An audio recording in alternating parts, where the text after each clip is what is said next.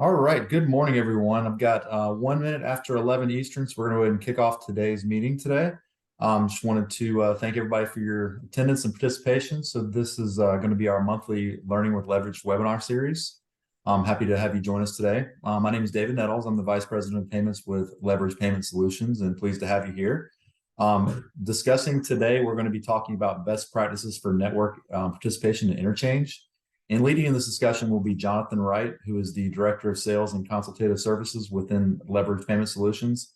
And Jonathan has about 17 years of experience within the payments industry from various segments, from retail, credit union, processor. So he brings a wealth of knowledge on this topic, and looking forward to hearing what Jonathan and presents and shares with us today. So I will say that for any questions, feel free to put those in the chat. Sometimes it's a little difficult for those to come through, and we'll have some time set aside at the end to answer those questions. So feel free to put any of those in the chat as we move forward. And from there, I will go ahead and kick it off to Jonathan. All right. Thank you, David, for the introduction. I really greatly appreciate it. Like I said, my name's Jonathan Wright. I've been with LSCU now for, gosh, it's going to be 2 years here in just a couple months. I'm very excited about being here and helping and just being more efficient and more knowledgeable, more informed. I know you all wear tons of hats. You work very, very hard to keep everything running. And we're just very grateful we're able to offer our services to help you make your credit unions a little more profitable, a little bit more efficient. I'm on the road right now, so I'm going to turn my camera off just in case I lose signal. And David, if you want to go ahead and go to the first screen, and we will get started. All right.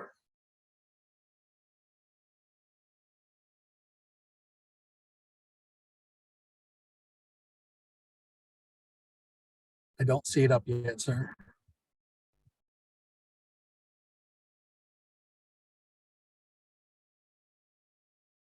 Bear with me 1 second. All right. Sorry about that. There we go. Technical difficulties. Start the day. Okay. Okay.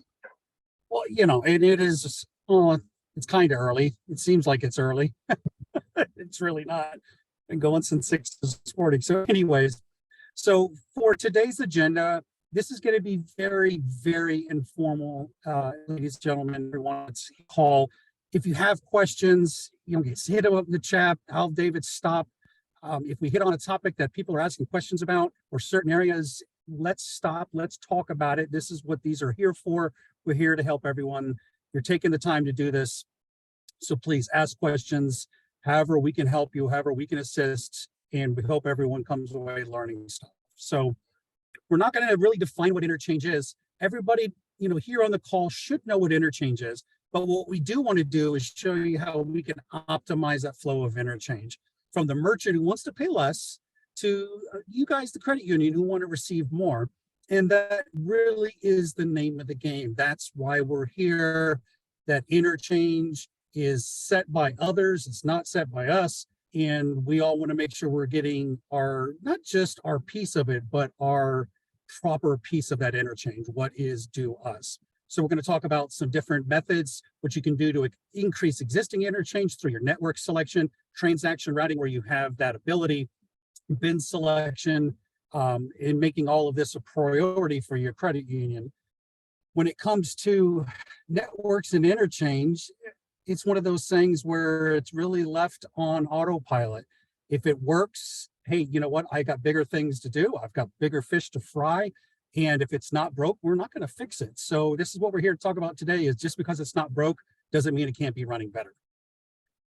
How are we tracking these results? And more importantly, what are you doing and what can you do to change those results? And then finally, what are some of the baselines? It's always nice to work outside of a vacuum. It's one thing to say, hey, we did this. It's another thing to say, hey, we did this. We know what everybody else is doing this way.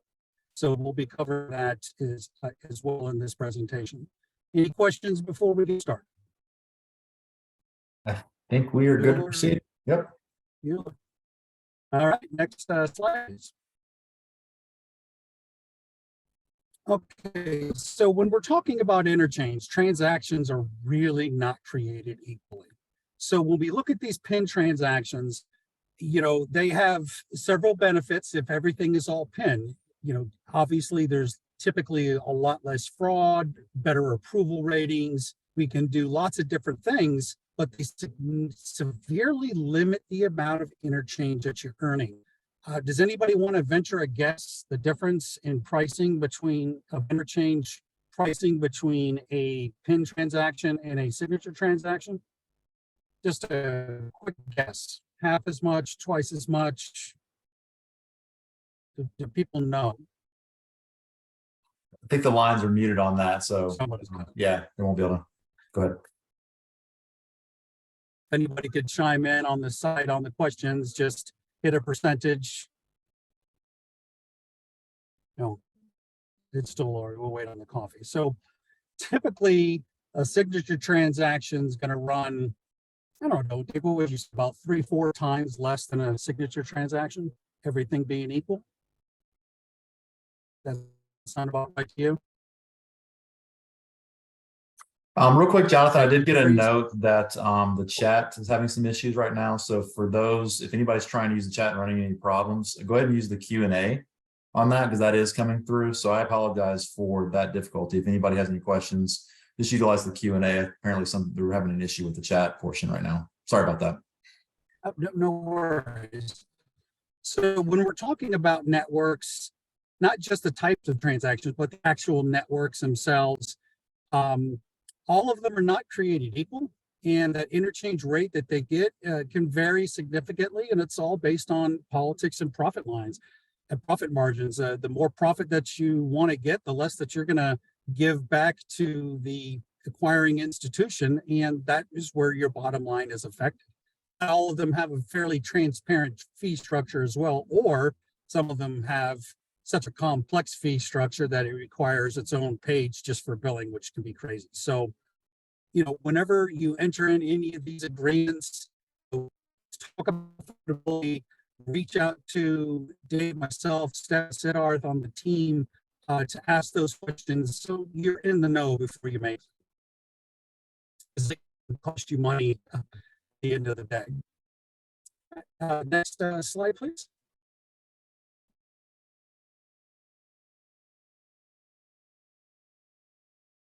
So real quick, when we're talking about interchange and who pays for it. So your typical point of sale transaction.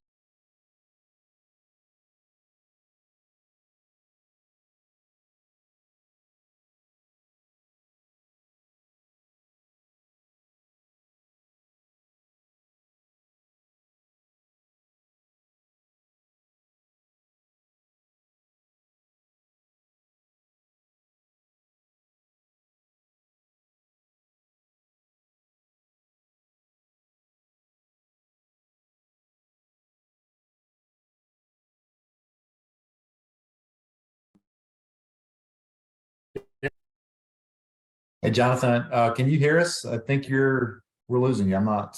Yeah, can you hear? You're breaking up now. I guess the satellites are moving too fast. Okay, you're back now. Sorry, everybody. Yeah, I apologize for that. Like I said, I'm on the road and coverage seems good, but I guess sunspots or something.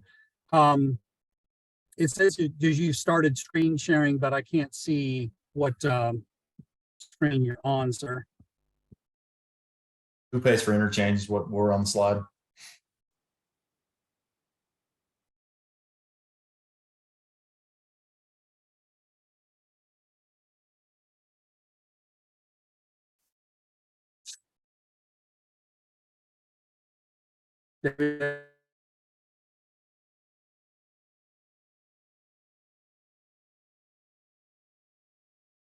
David, Can you hear me, Jonathan? Yes. Ashley, I'm sorry. Can you hear me? I can, yes.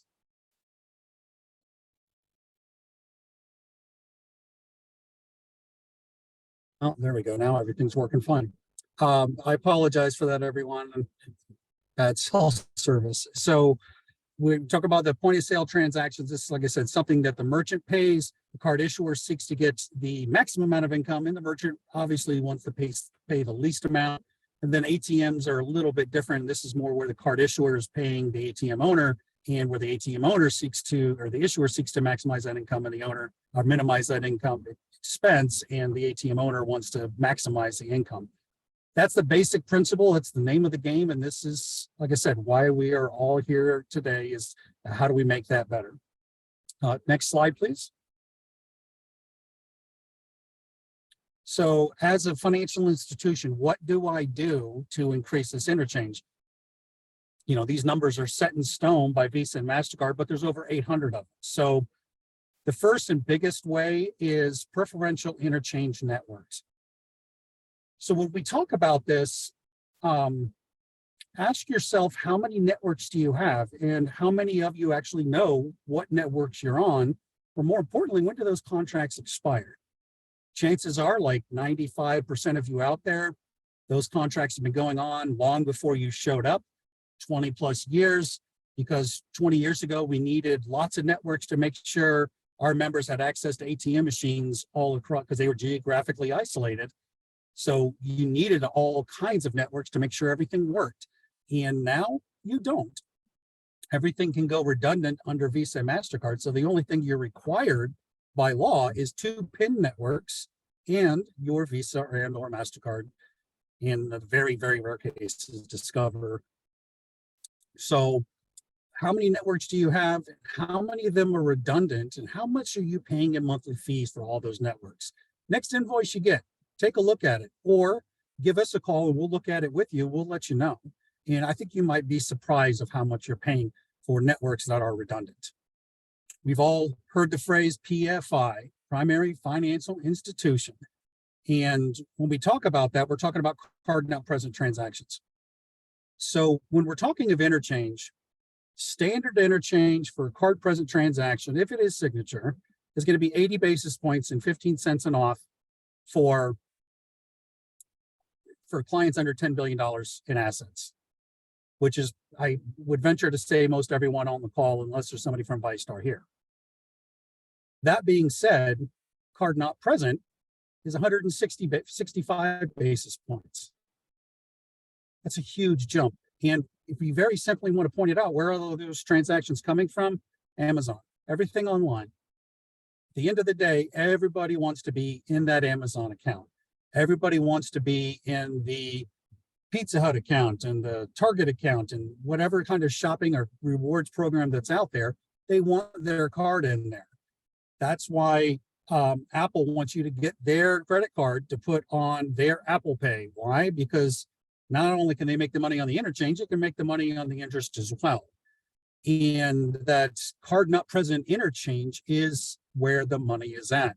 And if you're honest with yourself, how do you do most of your shopping? Hey, we're all buying groceries, we're all getting gas, but a lot of us are buying things online. And the younger you go in demographics, the more they're buying online. And when you're the PFI, when your card is in their Amazon account, that's when you make real interchange money. And that's where changing that member behavior of, hey, you want to do all your business with us, not just your car loan. You want that interchange business with us. That is where that money is going to be.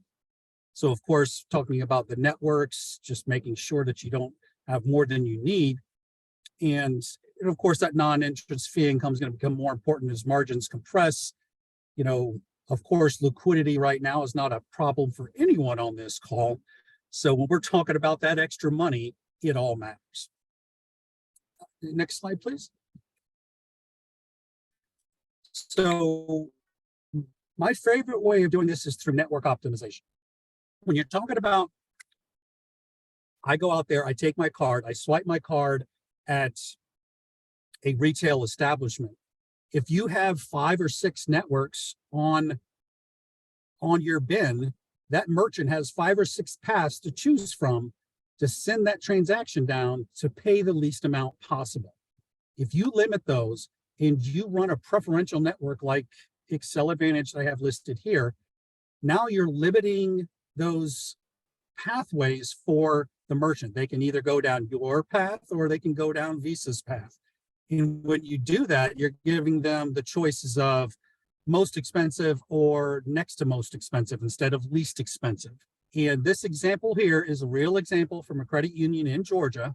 And as you can see, by taking themselves off of STAR and CU24 and removing the amount of networks that they can route those transactions through, they've raised it up. Can you blow that up just a little bit, David? My glasses are, I think it is what, $8,000? The annual estimated change in interchange revenue is 99,128. Yeah, so that's 100 grand a month of additional revenue for doing nothing. This was a $300 million credit union. Good size, but not gigantic. And they added 100 grand to their bottom line in interchange, and they lowered almost $1,000 a month in fees from STAR and CU24. So not only are they earning more money, now they're saving money as well. This was almost $120,000 net to the bottom line of this credit union by prioritizing premium interchange.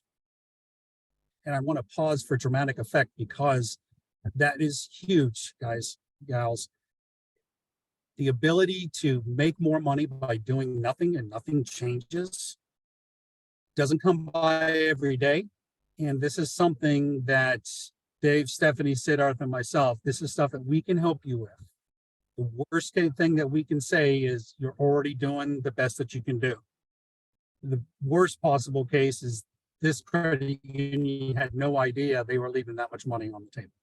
Let us help you find that money on the table. Next slide.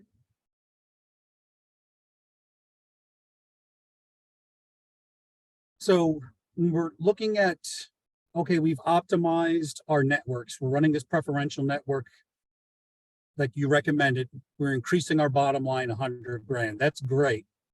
What else can we do? So when you're looking at your metrics, are you looking at your metrics? Do you know what your credit union is doing, signature versus PIN? Do we know how many transactions per month, per member that you're averaging? Do you know how many people in your bin are doing 30, 40 plus transactions a month? You know, your heavy hitters that are driving the most amount of interchange. And do you know what those makeup and those ratios are? If you're not tracking it, why not? This is more for the C-suite people on the line, but this is very important information that you need to know, because you're leaving money on the table if you don't, and you're at the very least, and you're doing a disservice to the credit union at the very most. Let us help you find out what that information is, how that portfolio is actually performing, and find those ways to optimize it. Now, that being said, everything is not created equally. Demographics plays a huge role in this. If you have a elderly demographic and you're in the villages and these people aren't working and they're not shopping all the time, yeah, they might not be doing as many transactions as a small town with a big community college and their membership base, or a big college and their membership base is all young teens and young adults in their early 20s, and they don't even carry cash anymore, and they're doing everything on their debit card. So that does play a role. However, when people and members are coming up to you saying, hey, if it says signature or PIN, what should I choose? You can let them know. You can reward that desired behavior with a rewards program of sorts, and you can tell them to, hey, it's in your best interest to do signature transactions because that's generate the most amount of interchange for you.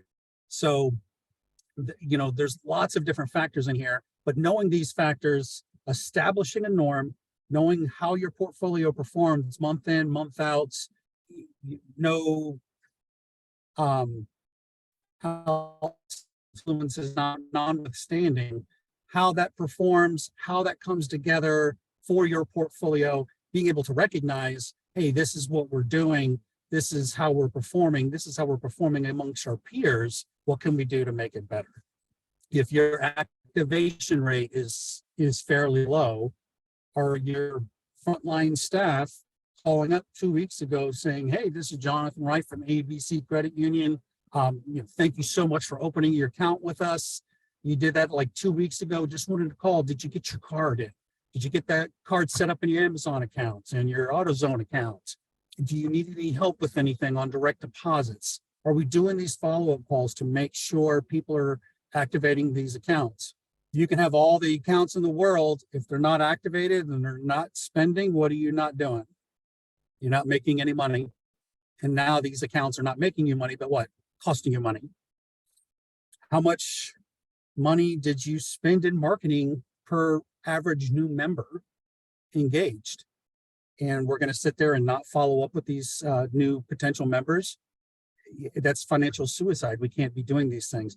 Lots of different types of information are very, very telling when people like David, Stephanie, Siddharth, and myself look at your portfolio performance, and we see those key indicators of what's happening here, what's happening there, what's working, what's not working, and how do we change these specific numbers. So when we come to fraud losses are, when you look at your bill, your biggest bill in your debit card processing is what? Typically your fraud. All right. Having a great fraud program is just a huge, it's a huge ability that you have to have, and is a very important product that you have to have, because just mitigating fraud does not make a good fraud program. A good fraud program is one that mitigates fraud, but allows transactions to go through. You could make your rules super strict and you won't have any fraud, but you can have upset members when their cards are declined. And nobody understands why their card is declined when they have, unless there's not money in the account. But if you have money in the account and your card's declined, that creates a hostile experience for the member, and eventually somebody on your frontline staff who's getting said phone call from the upset member. So having point of sale limits in place that cause just enough denials, but aren't causing issues to help stop fraud, having tools in place that identifies all the false positives. And to me, the false positive is the biggest player into member satisfaction that you can possibly have. Do you know what your false positive ratio is each month? How does it trend? How does it trend amongst your peers? Are we looking at this information? Are we tracking this information? And why is it so important to have the lowest false positives we can? And in my opinion, and Dave, I'm sure you'll agree with me, it all boils down to that member experience, because when a member's card gets declined for a fraud reason, the only two emotions they're going to feel is embarrassment and anger. And they're going to do one or two things. They're going to either A, find another form of payment to remove themselves from that situation, which means the credit union's not getting the interchange for that transaction. And then B, if they don't, somebody on the teller line is getting a nasty phone call and someone's killing the messenger, and it's not their fault. So having the ability to have like a premium two-way text that allows you to stop transactions or flag these transactions before they happen, notify the member, hey, is this you? Yes, fantastic. Swipe your card, go about your day, is a false positive that is not only tracked, but it is rectified on the spot, and you're eliminating that potential bad experience. For 30 cents, it is worth a transaction that actually happens on is worth every single penny. Yeah. All right, next slide, please. Yeah, and just to piggyback on that too, Jonathan, another point too, just for the audience, is not only is that transaction loss in that situation, but it's also the unknown of future transactions. So, that negative experience could lead to, hey, this happened to me last time, or this happened to me like last couple of times. I'm going to put this card back of wallet, and this is, I'm going to have card A, B, or C ahead of this, and that's that's an unknown amount of interchange and relationship loss in the future as well too. So it's definitely a very, very important initiative to be aware of. You're absolutely right, and that consumer, that potential lost trust in from the member, from the consumer, is just huge. As a lot that work with me, I love motorcycles, I love to ride, and I work from home. I don't leave the house during the week as a general rule, unless I'm taking the kids somewhere. And then on the weekend, all of a sudden, I'm 150 miles away from my house, getting gas, getting coffee, getting breakfast, and it smells kind of funny. So they would block my card because it's like fraud. And then I'd have to wait until Monday, and I'd call them, and they'd turn it back on, and everything was fine. And then I went on a long trip, and it got blocked again. And then my card stopped working for a very busy weekend. So you're right. I stopped using that card and I put everything on my credit card because I only had one account. And every time I went to the gas station or something in the weekend, I used my credit card because I lost that card was going to work. And then the hassle it was going to cause me of trying to get it turned back on again. So that's a huge point. Thank you for bringing that up there. Yeah, no problem.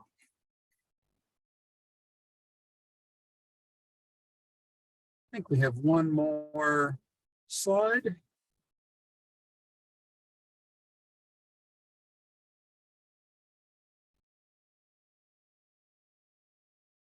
Okay, so when thinking about those PIN networks, are they owned and operated by your core provider or your EFT processor, or are they owned by MasterCard, Visa, or affiliated with MasterCard and Visa?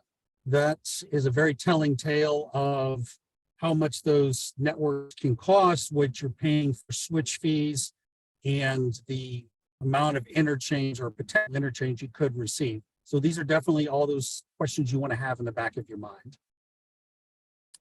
And obviously the reason that we care is for the expense reduction for the merchants and the national retailers. They're lobbying to get multiple networks because they want to be able to pay the least amount possible.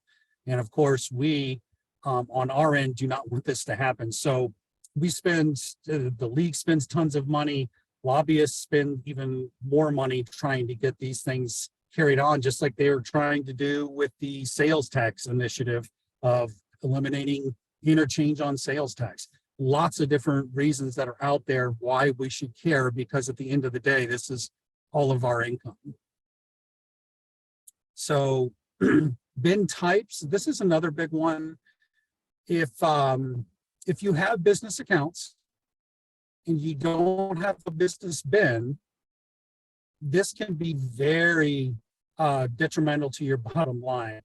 Several reasons. One is if you're doing that, you're technically in violation of regulations, and not saying that they would, but you could get a fine from CUNA and CUA if that is found out. The biggest reason is for interchange. So when we talk about a standard debit consumer bin for card present transactions, 80 basis points, 15 cents and off. For a business bin card present transaction, it starts at 165 basis points and then goes up to 245 for card not present. So those, and as a general rule, business bin transactions, albeit there's not as many, the average amount of the transaction is considerably higher. So that is much more interchange for the credit union. Standard rule of thumb is about 100 active users, not 100 accounts, 100 active debit users. And once you have that many business accounts, that business bin will make money hand over fist. And I've never seen a business bin that is half the size of a consumer bin that doesn't make 5 times as much interchange as that consumer bin does. Once they're established, they make tons of money. And if you are offering business accounts or considering offering business accounts, the first thing that you want to do is have a business bin set up specifically for that.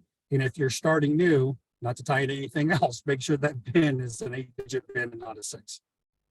So when you're talking about, okay, this is all fine and great, but who can help me? So leverage we can help you with this. Like I said, I know you guys wear lots of different hats. You don't have to be the experts at everything. You just need to know who those experts are so they can help you.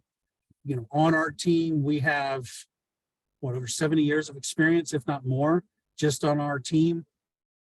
Experience, know this stuff, do this stuff every single day. Let us help you maximize your performance, maximize what the portfolio is doing for you, and help you find operational efficiencies and cost reductions, as well as interchange increases that can, your bottom line, make you more profitable, especially when liquidity right now is just super, super tight because of everything in current economic issues. We are here to help. This is what the league pays us to do, is to help you. So let us help you. And I believe that's everything, correct, David? One more slide. It should be coming up right now. Tracking results. Oh, that's right. So I talked about this earlier when we're about tracking results. Do you know how those portfolios are performing? Depending on the size of your credit union, you may or may not know you have this information or where to access this information on your core card side, Client Central, in Payments One reporting platform, whatever you guys are using. And there might be other people from different processes on here. So, or how often do you know, are you looking at it? Do you know where to get it? And do you know what it means when you see it? And if you don't know where to look, you don't know what you're looking for, please reach out, let us find it. It's very information to get, and there's some fantastic reporting programs out there that are available to streamline that process for you, which is a fantastic from a board standpoint, from a high level, just how is it performing standpoint, just some fantastic reporting tools available for you. Again, why does top of wallet matter? Debit volumes have increased 20% over the last year from year from a couple of years ago, from 19 to 20, and it's consistent through all demographics. But when you look at the young demographics, 18 to 24, debit usage is 96%. You want to have a fun experiment, get people from different age groups at the same table and see how much cash they have on them. I did this with my my cousin and her dad, my uncle, and it was fantastic to see as you went up in age, they had more and more cash on their wallet. To how can you not have any cash on your wallet? And I'm like, I use my debit card for everything. And you know, I'm a lot older than David, so that's just the nature of the beast. And we want to make sure that we're helping those members that are going to use those cards to drive that revenue. We need to make sure that we're there to help them with it. I've seen just staggering portfolio information of watching 200 people do 40 transactions will make more than 1,000, will make 10 times more than 1,000 people doing 1 to 3 transactions a month. And that's all because of the interchange. Those are the ones that are driving business. Those are the ones that are driving revenue, driving profitability. And it is so crucial that we are their primary financial institution. We are top of wallet. We are the credit unions that serve our members, and they don't need that Bank of America or that Wells Fargo debit card. Other things to consider, of course, any low-hanging fruit out there for new and existing members. How much are you spending to get these new members in the door from a marketing perspective, from an accounting perspective, ordering plastic, like I talked about earlier? Are you tracking activation results? Are people that get your accounts, are they activating them, and then are they using them? Because if they're not, everything that we do here is just academic, and that's not what we're in business for. Do you know what the industry standards are for activation rates, for usage rates? I'd love to hear if anybody actually knows what they are, and I think you might be surprised they're not as high as you think they are. Active use of the average activation rate is around 67%. You know, last time I checked, that was a D. And so so you might think you're doing a bad job, but you're actually crushing it when you're doing 70, 72%. So again, working outside of a vacuum is crucial to know what our standards should be, how many transactions, what's a national average for transactions per month? It's, what's it, 26 and a half last time I checked, David? Do you Yeah, I know think how so. many transactions per debit card that you're doing? And if you don't, this is stuff that we need to talk about, because this is what's going to make your institution successful, is knowing what those norms are and striving to be in that top quartile, be in the top league, be the best of what we can do. So anything that we can do to help you to just, hey, I want a consultation session, I want a strategic session, I want to sit down and talk about my portfolio, talk about the interchange revenue. How do I find this information out? Where can I get this? We can help you find that. So let us be there to help you. David, is there anything you wanted to add to that? Yeah, I think that's a great point. I mean, it's with that, there's a lot of moving parts on that. So as Jonathan mentioned, I mean, we're happy to be the, you know, the partner that we're supposed to be for you guys, and to help facilitate these and make sure we have everything set up and running for your success and for that positive member experience. So anything we can do to help, definitely looking forward to that as well too, and going for there. Do you have a question that popped up, Jonathan, in the chat here? I'll go ahead and read this through since Yep, we're, I see it. yep. I'll Yeah, read that through just retailers in are, case. I'll read it just in case anybody can't see it or if anybody's dialed in. Retailers are trying to reduce their expense for the interchange being paid, even having their own card. An example, Target Red Card and retailer app usage encouraged. What are the networks doing, like Visa, MasterCard, Discover, and how helpful are they in retaining our interchange revenue? Follow-up question, are they just in the best seat when they can get the best of both worlds? so that's a fantastic question. Absolutely. Very well thought out. So when you talk about these Target Red Cards and these Apple cards are being encouraged, they're being encouraged not from an interchange standpoint, but because they're trying to reduce expenses, they're looking forward to double dipping. So if they have their own card, they can get the interchange for the card, and then they can get the interest and fee income off the backside of that card. So that's what they want to do. That when it comes to Visa and MasterCard, those aren't the networks. They are in the best position because they're making money regardless. They're making money off of the merchants, and they're making money off of you. Everybody gets a Visa MasterCard bill every month. You guys get to see your assessments and your pass-throughs. Visa and MasterCard have the best seat in the house. Where you get to kind of change the game a little bit is with the other networks. So other point of sale networks like Star and CU24, Excel, those are the ones where you can get preferential network routing. Those transactions will go there first before they go to Visa. So, because when they go to Visa, you just go straight through Visa. Now Visa gets money from the merchant, they get money from you from the processing, and then they get money for the interchange to boot because they get the switch fee. So then they get the triple dip. I hope that answers your question. Yes, they are in the best seat of the house, but we do have resources that we can fight back. Does LPS help with marketing the card program? Do you assist in tracking the results of the outcome that you referenced?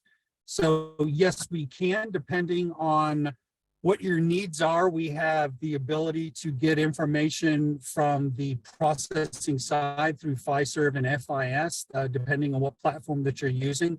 And we also have marketing assist with an internal organization called Growth by Design to help you market the program. There's also, there's reward programs for debit cards that you can use to reward that desired behavior. So you can offer rewards on your debit card and say, hey, you're going to get points for signature transactions, but you know what, we're only going to pay out for transactions over $25 that are signature only. And so that way you're not paying reward points on small transactions, you're only paying them on the larger transactions. However, you know that you're generating more than enough revenue off of that signature transaction to not only pay for the the rewards points, but to also pay for your interchange as well. So that is one of those features that can be very beneficial if you're looking to drive spend campaigns, activation new accounts, and getting people,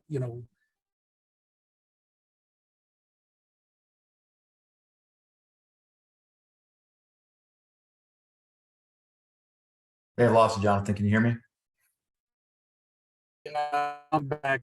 Okay. Oh, that's frustrating. But yeah, that was a fantastic question, and we can definitely assist. And there's lots of different ways that we can help you with that. Is there more questions? Quick follow-up question, Jonathan. This wasn't in the Q&A, but this is something I've seen come up recently, so it may be beneficial to the audience. Can you speak more on how, like, transaction routing when it's online or e-commerce, and how that's routed, since the merchant controls that, PIN versus signature, et cetera? So when you talk as far as online transaction routing? Yeah, correct. Yeah, so from an online transaction, part in there, transactions, unless they're using an Apple Pay or some sort, they will typically go signature, because there is no way to confirm the PIN, and that generates a huge amount of interchange from that standpoint. But when I think about it, I guess the only real way to drive that is to make sure that your card's in there in the first place. And I think that's probably the most important piece there, because you don't have a lot of control over which way those are routed unless you have parental networks set up so they only go that direction. Because if the merchant sets up ability to do Apple Pay and they use that, it's going to go down that route, or signature, depending on the merchant routes that transaction. And they're going to do that for whatever's going to be the most cost effective for them, not most cost effective for you as a financial institution. Did I answer that? Yes, thank you. Looks like we have another one that just came through. We see transactions at certain retailers like Walgreens coming in only through the PIN network. Do the merchants have the option to bypass Visa and go to the PIN network? Yes, they do, and they're paying for it. So you can see transactions like McDonald's that do what's called pinless. They're not PIN, they're just pinless transactions, and they're just rolling the dice to transactions faster. And they're rolling the dice on the fraud standpoint. And in that instance, it's not a lot you can do to stop them from doing that, unless you're forcing the merchant, or the end user forces the ability to out, no, I want to go signature, because it's going to automatically default. They can't force it, but they can, because they can get up there and make that path of least resistance. I know it stinks, but it's just one of those things that's when you can almost make that a like a procedural piece when somebody opens up a new account, and be like, hey, don't make sure that you always opt for signature instead of the PIN, for chargeback rights, or because when they're PIN, they don't typically tend to get them because it's, they got the PIN. It can be safer for them, but not necessarily for you. So that is definitely a double-edged sword. A fantastic question. I'm glad to see people are getting engaged with the questions. Absolutely. Anything else? Yeah, it looks like we're about a minute away, or it's actually right at the 45-minute mark now. So I don't see any other questions in the Q&A currently. So just wanted to thank everyone for your attendance and time today. I should have mentioned this at the beginning, but we will be sending a copy of the presentation out to all the attendees today, and happy to help with any follow-up questions or discussions that you all may have. And appreciate your patience through the earlier technical difficulties on that. Great job, Jonathan. Appreciate the information you provided today. Yeah, and thank you, David. And I apologize for my cell connection. It's definitely been trying. No, it happens. Technology. Well, we certainly appreciate everyone. Hope you enjoy the rest of your day, and any questions, feel free to let us know, and have a great afternoon. Thank you. All right. Thank you.